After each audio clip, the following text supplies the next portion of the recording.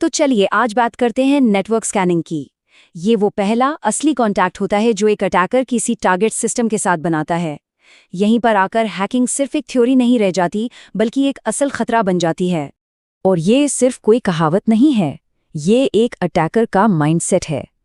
देखिए, टोह लेने का मतलब है अंदाजा लगाना, लेकिन स्कैनिंग वो लम्हा है जब कोई शक सबूत में बदल जाता है। यहीं से असली खेल शुरू होता है। तो आज हम इन 5 हिस्सों पर नजर डालेंगे।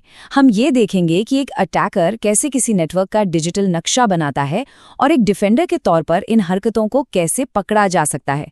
चलिए शुरू करते हैं। देखिए, जो प्रोफेशनल अटैकर्स होते हैं ना, वो अंदाजे पर काम नहीं करते। वो एक प्रॉपर मेथड से चलते हैं, बिल्कुल किसी मिलिट्री ऑपरेशन की तरह। और उनका सबसे पहला कदम होता है अपने डिजिटल बैटलफील्ड का एक सटीक नक्शा तैयार करना। तो अटैकर की जो बेसिक प्लेबुक है वो इन 4 स्टेप्स पर चलती है। पहला, होस्ट डिस्कवरी, मतलब कौन कौन से सिस्टम्स ऑनलाइन हैं। दूसरा, पोर्ट डिस्कवरी, उन सिस्टम्स पर कौन से डिजिटल दरवाजे यानी पोर्ट्स खुले हैं। तीसरा, सर्विस की पहचान, उन दरवाजों के पीछे कौन सी सर्विस चल रही है। और आखिर में ओएस डिटेक्शन, ये सारा कुछ किस ऑपरेटिंग सिस्टम पर चल रहा है। तो होस्ट डिस्कवरी को समझने के लिए सोचिए कि एक शहर में रात का वक्त है और आप देख रहे हैं कि किन किन घरों की लाइटें जल रही हैं। अटैकर भी ठीक यही करता है। वो पिंग भेजकर पता लगाता है कि कौन से सिस्टम अलाइव है यानी ऑनलाइन है और जवाब दे रहे हैं। जिन घरों में अंधेरा है वो टाइम वेस्ट है, जिनकी लाइटें जल रही हैं वही उसके असली टारगेट्स हैं।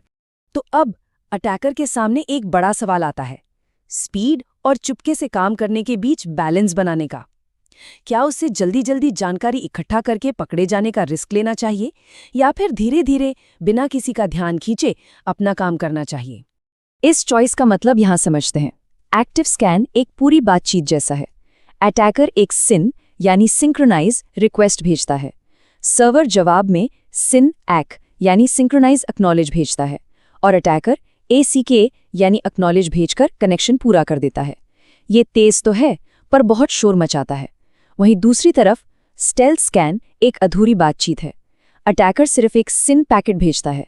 अगर जवाब में सिन एक् आता है तो उससे पता चल जाता है कि पोर्ट खुला है, और वो कनेक्शन पूरा किए बिना ही चुपचाप पीछे हट जाता है। अब ये टेबल देखिए, ये पूरी कहानी साफ कर देती है। एक्टिव स्कैन तेज है, ज्यादा जानकारी भी देता है, लेकिन घुसपैठ का पता लगाने वाले सिस्टम्स यानी IDS के लिए ये एक रेड अलर्ट की तरह है। क्यों? क्योंकि IDS देखता है कि एक ही सोर्स से अचानक बहुत सारे पूरे कनेक्शंस बन रहे हैं जो नॉर्मल नहीं है, और इसीलिए एक प्रोफेशनल अटैकर ज्यादातर स्टेल्थ स्कैन ही चुनता है। भले ही ये धीमा हो, पर पकड़े जाने का खतरा बहुत बहुत कम हो जाता है।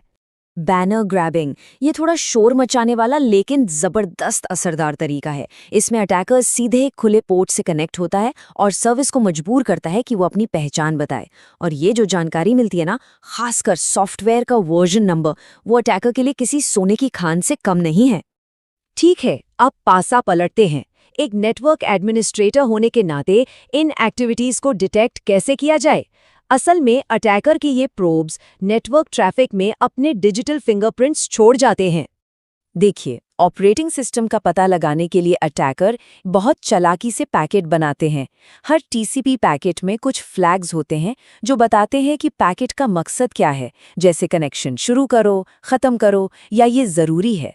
अटैकर जानबूझकर इन फ्लैग्स के अजीब कॉम्बिनेशंस भेजते हैं, जैसे कि क्रिसमस स्कैन जिसमें एक साथ कई फ्लैग ऑन होते हैं, या फिर सेनफिन जैसा कोई invalid combination. Her operating system in अजीब पैकेट्स पर अलग अलग तरह से रिएक्ट करता है, और इसी रिएक्शन से अटैकर को OS का अंदाजा लग जाता है। अब ये जो रूल है ना, ये बहुत स्पेसिफिक है। ये कह रहा है पोर्ट 25 पर, जो ईमेल सर्विस का स्टैंडर्ड पोर्ट है, आने वाले किसी भी ट्रैफिक पर नजर रखो। अगर उस ट्रैफिक के शुरुआती 3 बाइट्स में 220 लिखा मिलता है तो फौरन एक अलर्ट जारी करो। 220 असल में SMTP मेल सर्वर का स्टैंडर्ड वेलकम मैसेज होता है। तो ये रूल एक तरह से एक ऑटोमेटेड गार्ड है जो किसी को भी मेल सर्वर से उसकी पहचान पूछते हुए पकड़ लेता है। और ये वो जानकारी है जो अटैकर के हाथ लगती है। इसमें सबसे जरूरी चीज क्या है?